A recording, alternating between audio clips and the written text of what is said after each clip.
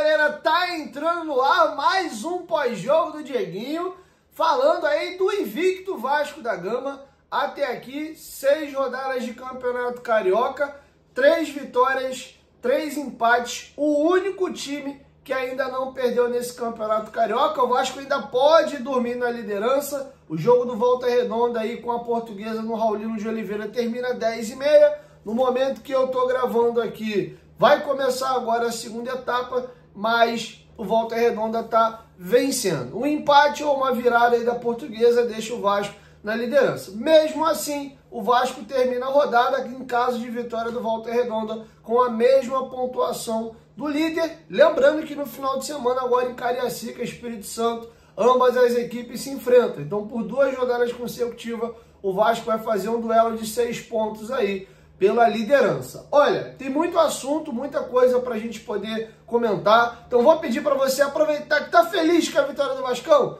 Like aí, rapidinho, não paga nada, é de graça, vocês são mó vacilão. Dá aí 20 e poucas mil visualizações no pós-jogo, e aí vai ver 4, 5 mil likes. Pô, brincadeira. Pô, Diego, não vou com a tua cara não, só vim ver o que tem pra dizer. Não gosto de tudo não. Deixa o dislike aí, não tem problema também. Beleza? Antes da gente entrar na análise, lembrar vocês aí que a Betfair é a maior patrocinadora da história do Vascão da Gama e nossa parceira aqui no canal Futebolaço. Já se adianta para fazer tua fezinha no jogo Vasco e Volta Redonda. Tem clássico paulista chegando no final de semana, campeonatos europeus. Vai apostar? Corre lá na Betfair. Lembrando que a Betfair está regulamentada, site novo, betfair.bet.br, já aqui no Brasil, e a parceira do Vascão da Gama. Então, que é uma empresa séria para você se divertir aí, vai na Betfair. De quebra, você vai estar ajudando o meu trabalho e também o Vascão da Gama, beleza? Betfair, parceira do canal Futebolaço. O link tá aqui, ó, na descrição do vídeo, no primeiro comentário fixado.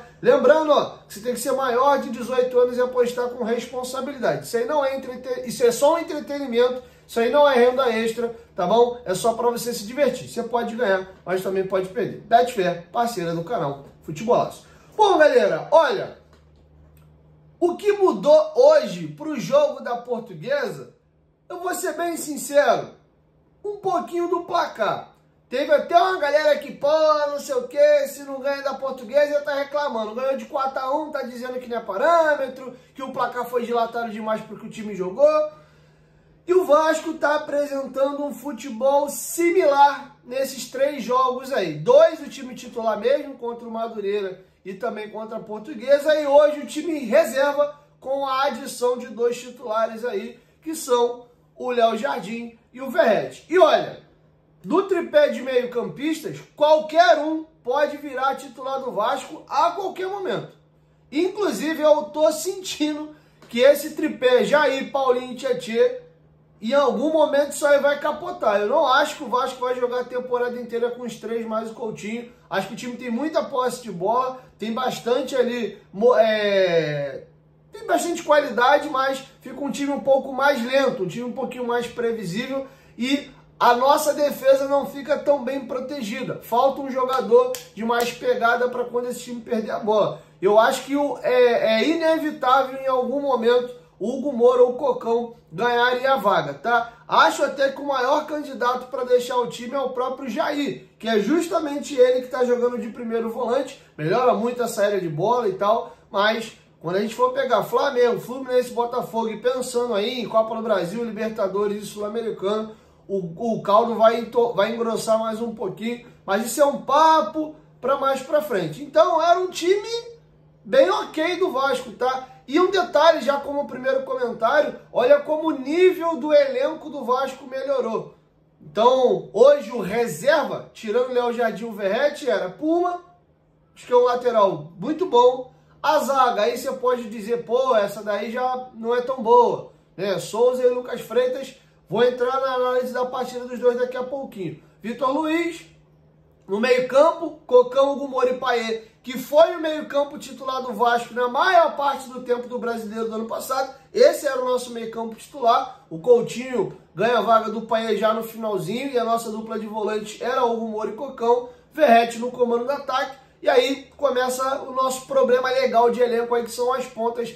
Maxime e Jean Davi sustentaram essa equipe. E bom, o Vasco fez bons 28 minutos. muito parecido com o jogo contra a Portuguesa. Tinha a bola, empurrava o adversário para trás, o Maricá não fazia nem peteleco no Vasco, nem cosquinha, mal passava do meio de campo, o Vasco empurrava o Maricá para trás, trabalhava bem a bola, numa formação diferente. Os dois jogos com o time titular foi 4-3-2-1, hoje foi um 4-2-3-1, com o Hugo Moura e Cocão aqui como volante. E em tese era para o Payet ser esse meia na frente, mas o Payet quase nunca fica ali. Isso inclusive atrapalha um pouquinho o time, porque ele de origem é ponta esquerda e visivelmente ele gosta de jogar aberto aqui. Em vez de ele ficar aqui, encostar no volante para dominar, girar e achar os pontos e o Verratti, o tempo inteiro ele faz isso aqui. Como o Maxime também sai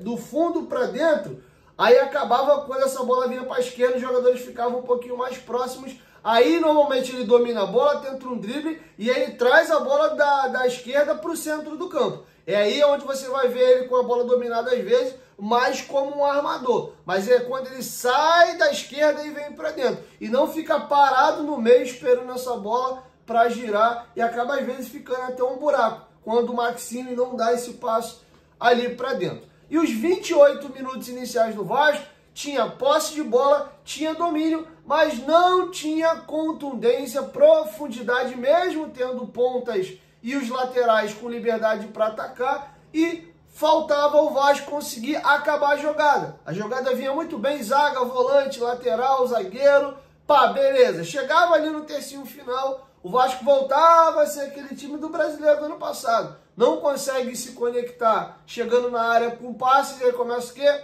Puma na área, Maxime na área, Vitor Luiz na área, Jean Davi na área. Às vezes o Payet cai ele na esquerda, bola na área. O Payet não fez um bom primeiro tempo, ele melhora na segunda etapa e o time cresce junto com o Payet. Inclusive, o Vasco teve ali uma faltinha lateral com 3 minutos, um pênalti que a galera pediu, já adianto que não foi, tá? O Payet até sofre a falta, mas foi fora da área. O VAR não pode intervir para dar uma falta, somente se fosse pênalti. O Hugo Moura tenta um chute de fora da área sem perigo. Após o Maxime escorar a bola para ele de peito, ele domina e dá uma pancadinha. E o Jean Davi tem um cruzamento do Payet, ele raspa de cabeça e a única finalização no alvo. Só isso. Tá? O Vitor Luiz perde um gol inacreditável, e aqui eu vou querer abrir uma licença para eu falar até do Jean Davi.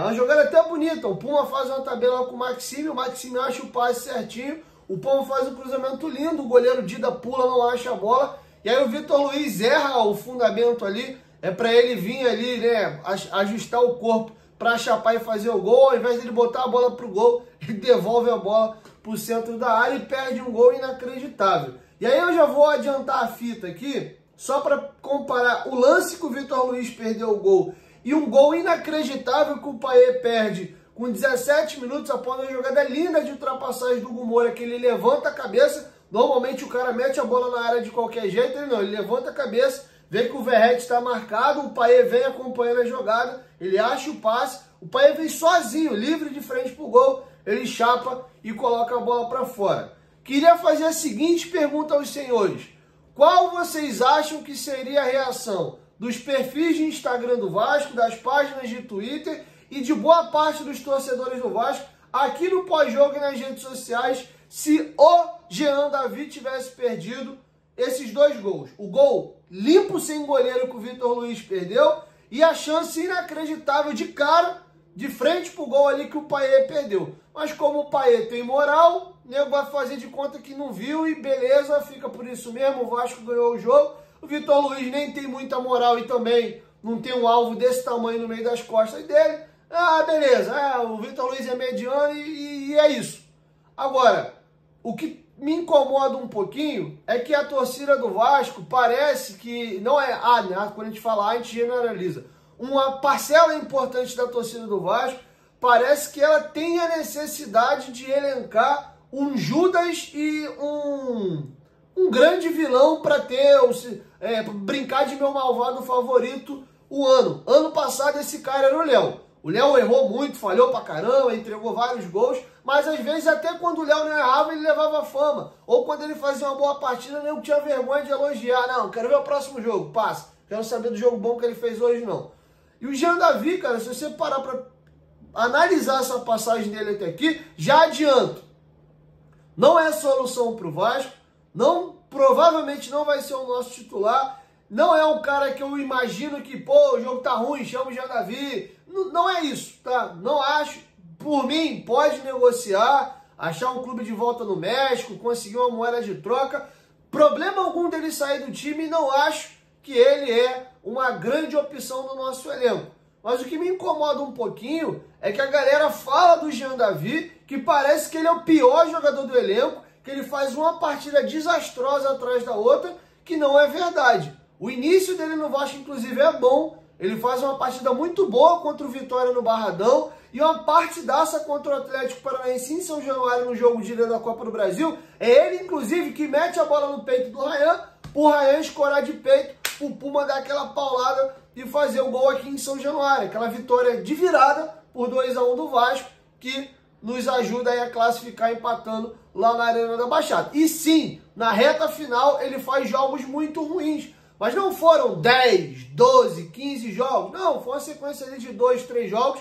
E ele foi meio que afastado. Já não jogou.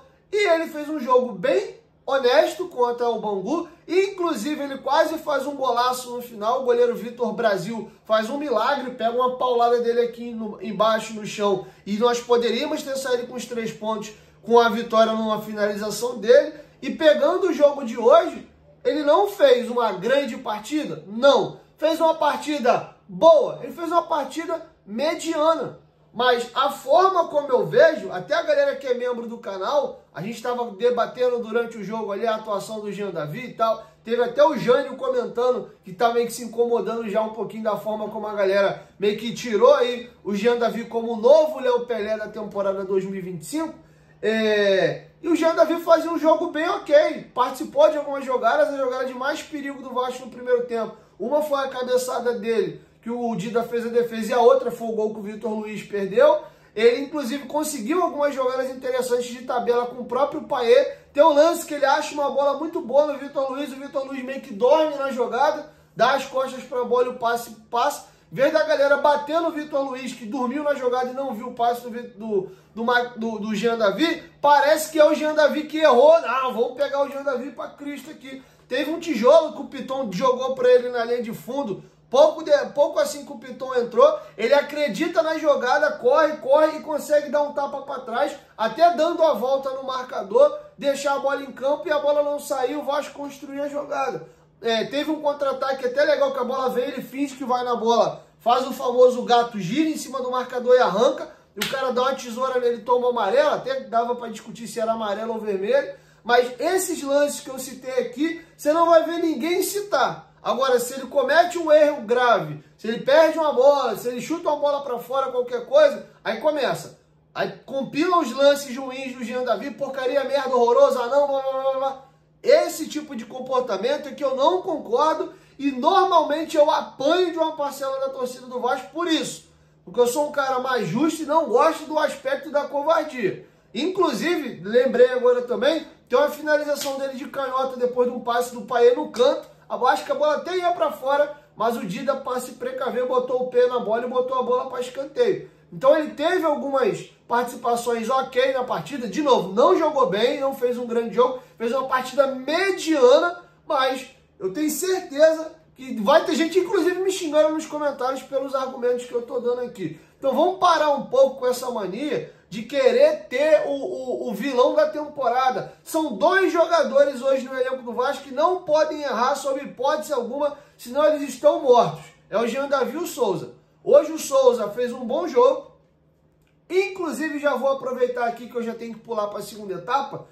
A vitória do Vasco tem participação direta do Souza e eu explico.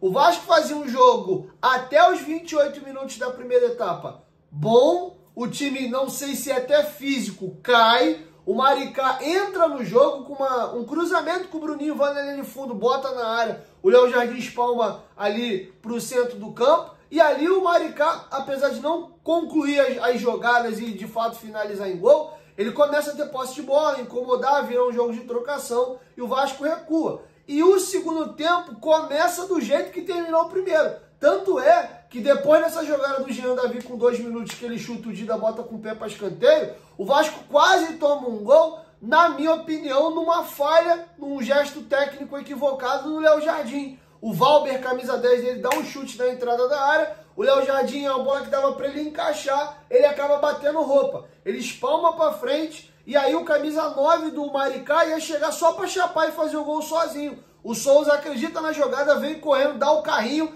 e no limite perfeito entre cortar a bola e não fazer o pênalti, ele dá o carrinho e tira o pirulito da boca ali do centroavante do Maricá e a gente se livra do gol. Se o Vasco toma um gol ali com 8 minutos, pelo nível que a partida estava se desenvolvendo, o Maricá numa crescente, e aquele burburinho já esquisito na arquibancada de São Januário. Passou o primeiro tempo, nada. O segundo tempo começou do mesmo jeito que terminou o primeiro. No máximo, talvez o Vasco conseguiria um empate, até porque a gente só fez um gol com o Paulo Henrique. Podendo até o clima tendo virado e o caldo entornado, o Vasco talvez até ter saído com a derrota. Mas experimenta o Souza errar aquele bote ali, fazer um pênalti pra tu ver. E aí o cara acaba não conseguindo chegar na bola, pênalti. O cara bate ali, 1 a 0 e acaba o jogo, placar 1 a 0 Maricá, pênalti do Souza.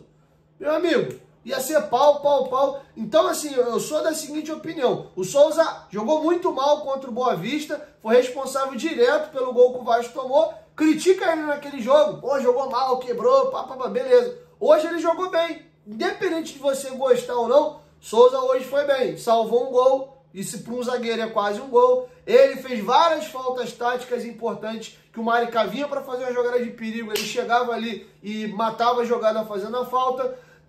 Futebol tem muito da confiança. Logo assim que ele salva essa bola em cima da linha com 8 minutos, o Souza já muda o comportamento dele na partida. Tem uma bola pela direita que ele pega e ele começa a conduzir, arrastar, dá o passe, recebe na frente, ele vai parar lá na intermediária do ataque do Maricá, aí ele solta a bola ali pela direita, não lembro se já pro PH, não, no PH não tinha entrada não, se foi ali no pé do Maxime Domingues, do Puma, eu não lembro, sei que era um jogo que estava mais aberto, aí ele deixa a bola e volta aqui pra zaga, coisa que ele não tinha feito hora alguma durante o jogo, aquele receio de errar, sabendo que tem um alvo em cima dele, ele toda hora curtinho ali, Lucas Freitas, Vitor Luiz, às vezes dava curtinho ali no Cocão ou no Hugo Moura, mas tentar arrastar a bola, chegar na frente, lembrando que de origem ele é volante, ele não fazia. Então, aproveitei já esse preâmbulo aqui para comentar essa situação desses alvos e desses rótulos que a galera bota e parece que fica uma galera torcendo pro cara errar, para falar, eu avisei, eu sabia. Isso eu acho um pouquinho chato, tá? Então acho que o Souza foi bem hoje, o Jean Davi fez uma partida mediana, não fez uma grande partida e nem ruim, tá? E aí, especificamente, já entrando na segunda etapa e terminando até a passagem do primeiro para o segundo tempo, eu acho que o Vasco caiu muito dos 29 minutos para frente e se você observar, aconteceu a mesma coisa contra a Portuguesa e contra o Madureira. Qual é a diferença? O Vasco já havia aberto o placar antes desses 30 minutos e pouco depois disso, numa jogadaça linda do Coutinho, ele fez 2 a 0. Até o lance do gol da Portuguesa foi um lance isolado, até contou com boa dose de sorte, que o chute do Joãozinho pega na bunda do Lucas Oliveira, um chute que é para fora e vai morrer lá na gaveta, e o placar acaba 2 a 1. Mas o Vasco começa bem envolvendo a Portuguesa, posse de bola lá e cá, mas sem conseguir construir muita coisa, e ter uma queda ali nos 15 minutos finais da primeira etapa. Eu acho que isso ainda é físico. Os pequenos estão treinando já há 2, 3 meses. Os grandes não têm ainda 20 dias de trabalho, 30 dias de trabalho. Então isso de fato faz ali uma certa diferença, tá? E foi nesse gap aí que o Maricá cresceu. E o Vasco começa a voltar a partida quando ele faz o primeiro pacotão de substituições, igualzinho no jogo da Portuguesa. O Carille trocou 3 jogadores numa porrada só. Dessa vez ele tirou o Puma, o Vitor Luiz e o Maxime para as entradas de PH, Piton e Tietê. E o Vasco melhora. As laterais do Vasco ganham mais qualidade e mais vigor físico também. E o Tietê soma-se a Hugo Moura e o Cocão, encorpa mais o meio de campo, dá até um respiro para o Payet um pouquinho, e o Zuccarello logo depois entra ali para até mais ou menos emular o 4-3-2-1 que o Carille vinha jogando nas partidas ali anteriores, tá bom? E o Vasco já faz um segundo tempo, apesar do início o Maricá ia ameaçar dar uma incomodadinha, de 12 minutos em diante o Vasco deslancha. O Payet fura uma jogada que o Verratti acha um passe na linha de fundo, o Payet vem correndo, e na hora dele chutar ele capa a bola. De novo, se o Jean Davi que capa a bola e chuta o vento igual o Payet, era mais um lance que nega tá rodando aí em rede social. Com 16 minutos, o Freitas, né, o zagueiro Lucas Freitas aí, tava impedido o Verratti, tá? Ele faz um lançamento ali no meio da defesa, o Verratti ataca a bola sem perigo, mas se fosse gol não ia valer porque o Verratti estava até impedido. E aí depois uma jogada muito bonita, muito parecida com o gol que o Verratti fez contra a Portuguesa. O Hugo Moura faz uma tabela, passa para receber da linha de fundo, ele arrasta, chega na linha de fundo igual um lateral, e o Hugo Moura é um jogador muito inteligente, ele sempre antes de cruzar ele olha. Contra a Portuguesa, ele viu que a bola era na área para o Verratti atacar, ele coloca essa bola entre o goleiro e o centroavante, o Verratti ataca a bola e faz o gol, e dessa vez não. Ele viu que o Verratti estava marcado e o Payet acompanhava a jogada certinho de frente, ele levanta a cabeça, acha o passe para trás, velocidade perfeita, tempo perfeito, a bola vem linda, é só o Payet chapar e fazer o gol, ele, por pouca coisa, a bola vai na rede pelo lado de fora ali, e ele perde um gol. Claro, e o Vasco entra no jogo com 20 minutos, tem uma jogada bem interessante, tem uma jogada ali, esse lance foi bem engraçado. O PH vai na linha de fundo, coloca uma bola para dentro da área e o goleiro solta a rapadura, o zagueiro corta de qualquer jeito e a bola vem pro Payet. E aí você vê o cara que pensa diferente, né? O zagueirão tá esperando ali, de repente ele voltar a bola pro lado, para trás. Ele mal domina, finge que vai para a esquerda, ele só tira um pouquinho para abrir o ângulo, ele mete uma chapada, cara, lá no contrapé, o Dida só olha e joga para Deus, a bola passa raspando no travessão, ia ser um golaço do Payet, a bola ia morrer lá na coruja, e aí ele fica naquele gesto característico dele, né? Oh Deus, o que eu tô fazendo de errado, meu parceiro? Lembrei até da Luva de Pedreiro agora, com aquele sotaquezinho dele, e a bola acaba não entrando lá ele, mas... Eis que nós temos um cidadão chamado Paulo Henrique, o nosso famoso PH, outro que chegou aqui sobre muita desconfiança, apanhou muito. O Paulo Henrique levou quase 6 meses para ter oportunidade no Vasco. Durante um bom período sequer ele era relacionado para as partidas. E o Paulo Henrique consegue ressuscitar dentro do Vasco, bem nas rodadinhas finais ali do Campeonato Brasileiro. Com o gol que ele faz contra o Botafogo, e tem uma assistência que ele dá do gol do Serginho. É no finalzinho ali que ele ressuscita. Tanto é que o Puma ainda tomou a titularidade dele em alguns jogos. Tanto é que o Puma faz aquele golaço contra o Cruzeiro lá no Mineirão. E o jogo do Corinthians em São Januário, quem é titular também é o Puma. O Puma, inclusive, também marca um gol nessa partida. E aí o PH volta a ser titular de novo nos joguinhos finais. E esses joguinhos finais fazem com que o Paulo Henrique ressuscite e o Vasco decida comprar o jogador junto ao Galo. Por muito pouco, ele não foi devolvido ao Galo. E aí sim, em 24, ele deslancha. É um dos maiores ladrões de bola aí do Campeonato Brasileiro. Em 25, ele só está mantendo. A diferença é que a gente está vendo um PH num momento artilheiro. Golaço. Filhinho dele aí acabou de nascer. Tá todo bobo, comemorando gol aí com o dedo na boca. Fazendo uma espécie de Mzinho com o dedo. Não sei o nome do filho ou da filha dele ainda. Parabéns, inclusive o PH já teve lá no Futebolaço Podcast, cara muito bacana, até recomendo, vocês botarem no YouTube aí, Futebolaço Podcast, Paulo Henrique, a resenha com ele, foi bem legal, e o PH faz um golaço, cara, uma jogada que é quase 100% dele. Tem um detalhe também, não lembro quem começa a jogada com o Tietê, deram meio com um tijolo pro Tietê, a bola ia saindo para lateral, ele corre, consegue o passe para dentro, e aí não lembro quem recebe, acha o Paulo Henrique arrasta, dribla o primeiro ele dá um tapa em velocidade e ganha, corta um, corta o outro, e a tiradinha com a canhota, golaço. Parabéns ao PH aí, é o 4º gol dele, é o 5º gol dele já com a camisa do Vasco, sempre gols importantes. Mais um gol do Paulo Henrique, gol de vitória do Vasco aí, merecia. É um cara aí que inclusive eu conheço, sei que é muito pegado a Deus, teve alguns gestos muito legais, eu que sou cristão me identifiquei, que quando ele faz o gol ele ajoelha, agradece a Deus, e tem uma bola que ele rouba na lateral, tem uma dividida que ele ganha pro Vasco, ele vai bater o lateral e a galera meio que parece que começa a gritar, parabenizando, elogiando ele, aí ele faz assim, ó, eu não, Deus, eu não, Deus, eu consegui prestar atenção nesse lance na beira do gramado ali, Papai do Céu sempre retribui e abençoa. E aí, para fechar, de novo, o Vasco começa a ter uma quedinha na partida ali após o gol. Enquanto o Vasco era dominante, dos 12 até o gol, ele começa a deixar a equipe do Maricá entrar na partida dos 30 minutos para o final. O Valber tem um chute de fora da área sem perigo. Aos 36, queria fazer um comentário aqui, o Léo Jardim tá meio esquisito, galera. O lance que o Souza salva um gol que o Maricá ia fazendo, o Léo Jardim tem um erro técnico, ele espalma a bola, vai encaixar, ele solta, a bola vem para frente e o Souza salva. E com 36 minutos, a arbitragem deu um impedimento, que é até um lance que o Souza sai correndo, divide com o jogador ali no carrinho, a bola espirra para um outro jogador, e aí vem meio que um chute para dentro da área, um cruzamento. O Léo Jardim agacha para poder fazer uma base e ele lê mal onde a bola vai passar, ele se abaixa para agarrar a bola e a bola pega na trave.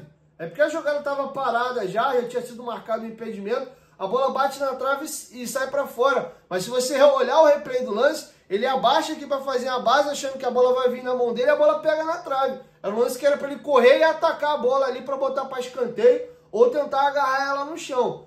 O Jardim tá estranho. E o Ramon teve um chute fora aos 44, que ele vai pular. A impressão que eu tenho é que ele quer espalmar pro lado e a bola acaba pegando na mão dele, desce, volta e agarra. Aí o goleiro bom tem que ter sorte também, né? E aí a bola acaba ficando na mão dele, meio que não era nem o que ele queria fazer, mas acabou dando certo. Então o Léo Jardim passou uma noite meio estranha aí. Vamos ficar de olho aí no nosso goleiro.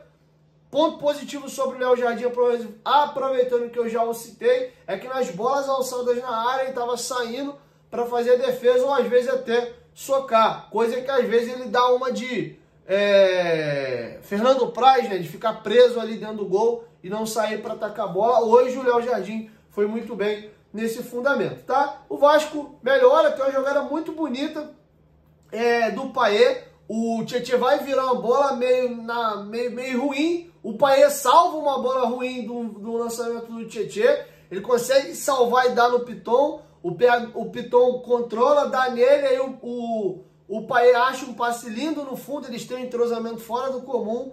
O Piton vai na linha de fundo, cruza. E aí o cruzamento era muito bom. Mas o goleiro corta ali. O Verratti fica ali. Poxa, a bola era boa. É aquele cruzamento que o Pitonzinho sabe fazer. E o Pirata não marcou o golzinho dele. O Zuccarelli entrou com personalidade. Com 31 meninos, chutou uma bola de canhota de fora ali. O goleiro fez uma defesa. Ele sofreu muitas faltas. Recebia essa bola de costas quando ia sair. Os caras chegavam e ripavam logo o moleque.